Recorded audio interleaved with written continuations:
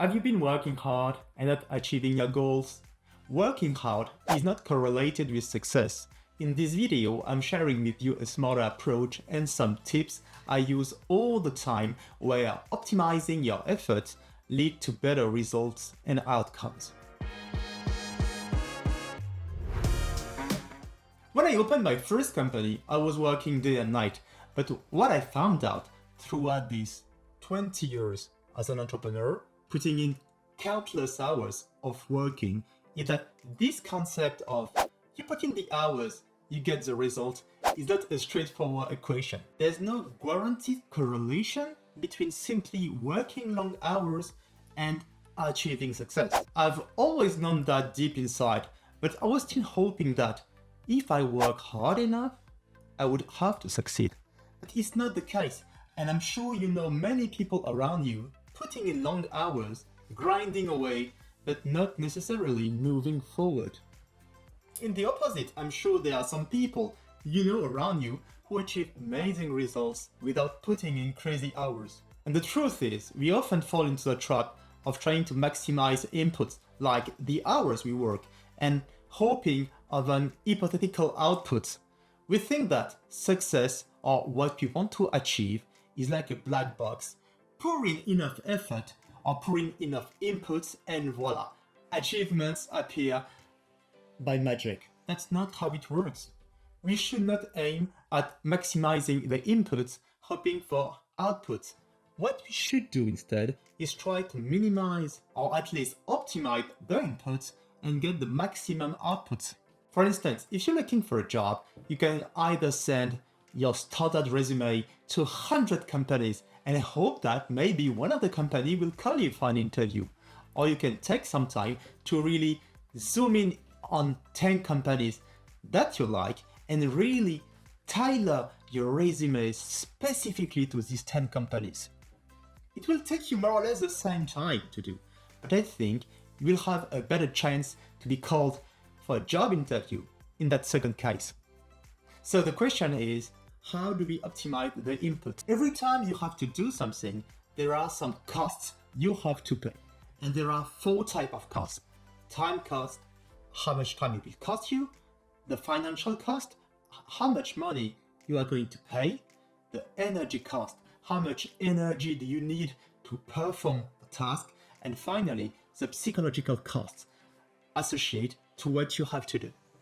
For example, imagine you are working on a project in your company and you are thinking that, well, if you do your job well, input, you will get a promotion and a pay raise, so output. So what you do is you work like crazy. You are the first coming in the office and the last one to leave. You're putting all your energy in meeting the deadlines. You are completely stressed out because of everything you have to do. And then the project is a success. However, when you talk to your manager, you're not the one getting the promotion and the pay raise. In fact, the promotion goes to one of your colleagues who is not that invested in the company, who did not work as much as you did. It's kind of unfair, right?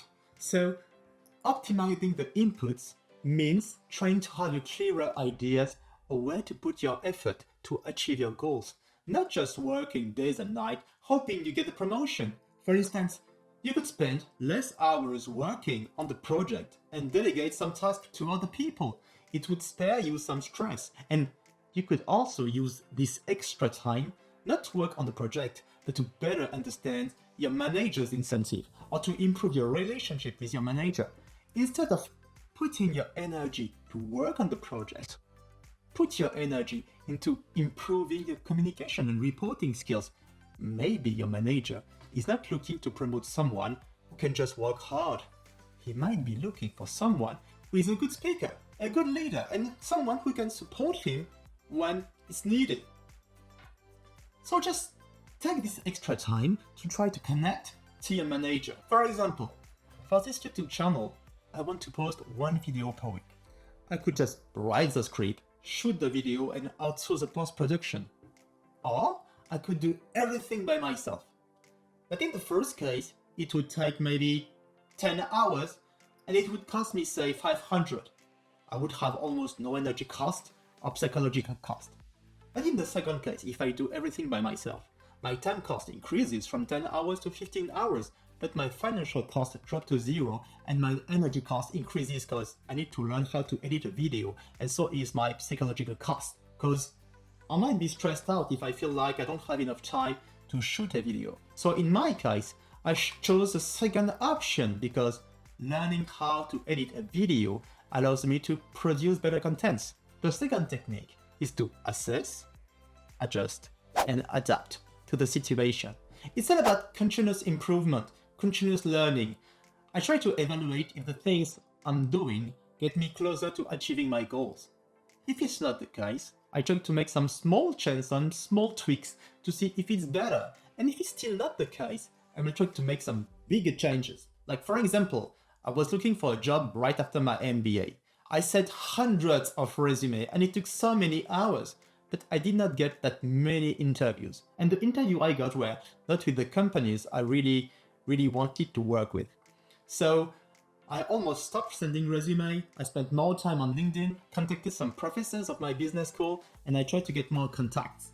This strategy increased the psychological cost a lot because it's never easy to contact out of the blue people you don't really know, but it worked really well. I think the most difficult part in this technique is the ability to stop whatever you're doing, take a step back and look at the big picture and see if you're putting all your efforts on the right inputs. The third technique is using the Pareto Principle.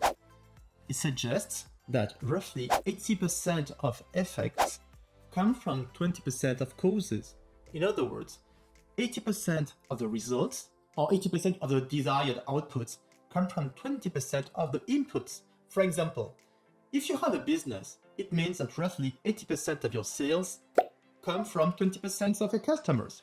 If you are students, it means that 80% of the points on an exam might come from 20% of the material you covered in class. Or if you are looking for a job, 80% of the interviews might come from 20% of your skills.